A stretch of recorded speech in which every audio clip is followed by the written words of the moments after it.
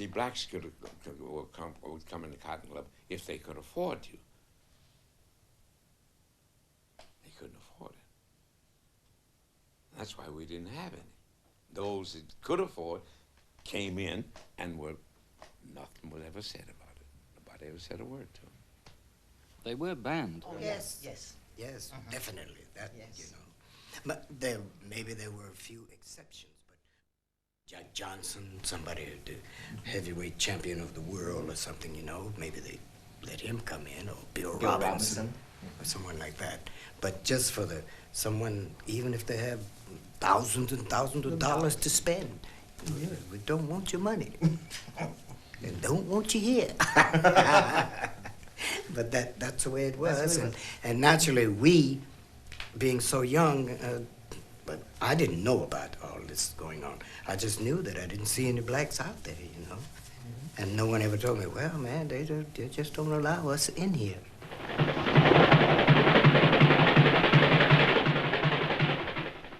Telegram for Mr. Cab Calloway. For Mr. Cab Calloway.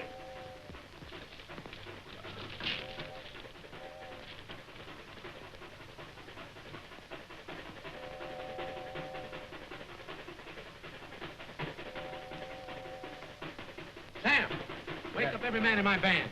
There's rehearsal to be done before we get to New York. Yes, sir.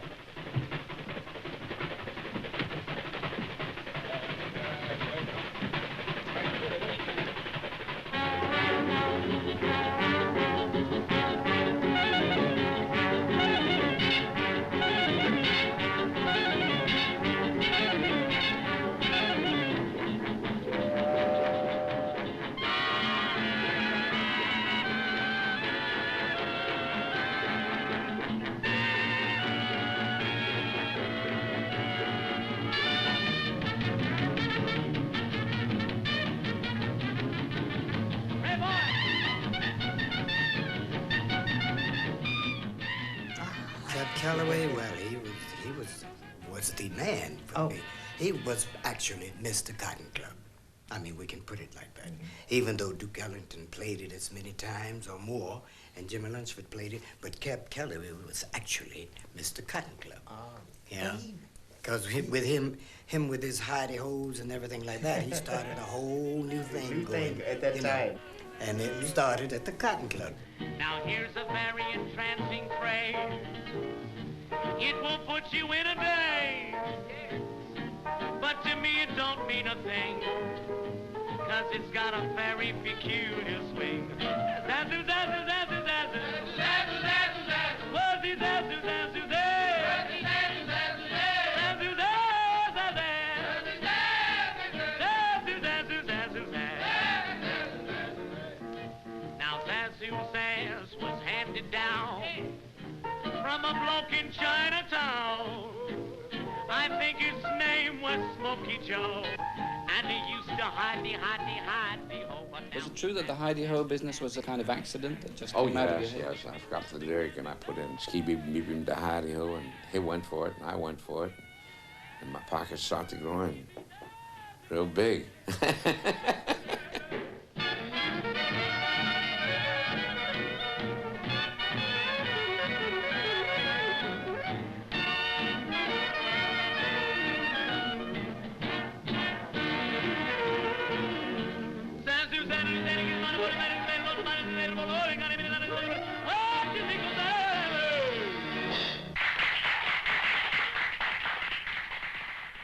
Gee, honey, this sure is a beauty. Can you get Cab Calloway on it? Can you get him? Just one twist of the dial, and it's just the same as you was sitting at the Cotton Club. With a hidey-ho, this is Cab Calloway taking you to the Cotton Club. They used to broadcast, you know, every night from the Cotton Club. On the radio. On the radio, and they would go national all over the town. So Cab Calloway, he just did anything. And one night, he played the national anthem, but he played it in jazz. You know? And at that time, wow, you couldn't do anything to mess with the national anthem. And they cut him off. Click, click.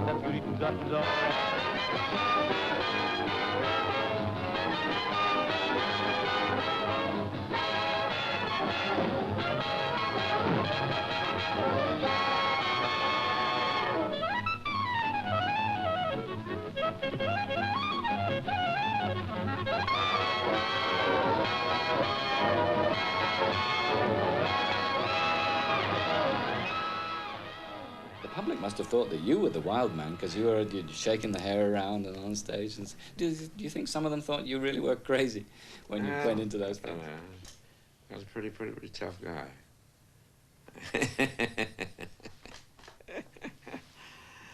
Who designed those costumes of yours? That wonderful hat and the huge bow tie and Most of them I drapes. designed myself. You know, just the white tails. I have all different colored tails. I have whites, gray. One time I had green. Oh, green. Green hat, green shoes, green socks, green bow tie, everything. Was that stage style of yours entirely your invention? Did you Yeah, make just yourself? my life. That's all it was. It's my life. Just as Harlem began to show the first signs of its latter-day decline, the Cotton Club moved out of Harlem to the Midtown, and soon it closed forever. But although the club had gone, the influence of its music remained.